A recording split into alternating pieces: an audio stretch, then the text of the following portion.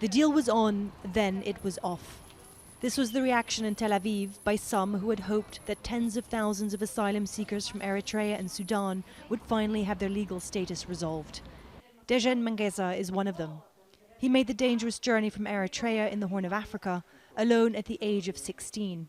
He's been here for 6 years and is fluent in Hebrew. He shows us his immigration papers that he needs to renew every 2 months.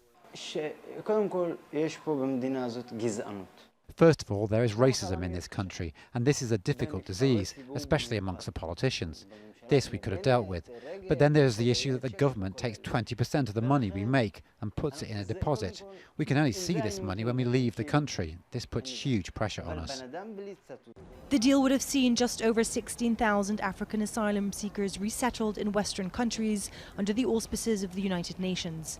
And in exchange, Israel would process and resolve the status of up to 20,000 others who would remain in the country, something it hasn't done.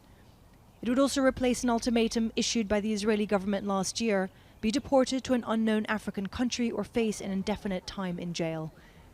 But activists tell us that even this now cancelled deal, which brought some hope, was flawed.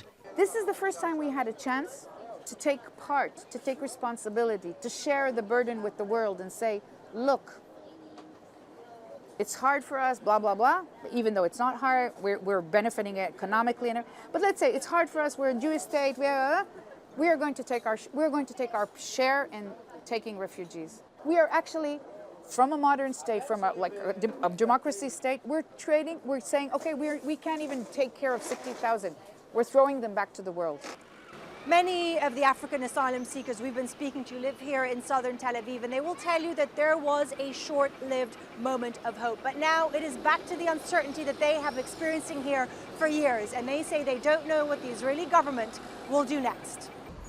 These people have been living in a legal limbo for years, under the constant threat of prison or deportation. We're told this is all part of a systematic strategy to force them to leave Israel. Human rights activists say this is an inherently racist policy aimed at preserving the identity of Israel as an exclusively Jewish state. And it appears that a plan that would allow up to 20,000 asylum seekers to stay in Israel and get some form of legal status was something that those in the country's far right didn't tolerate for even half a day.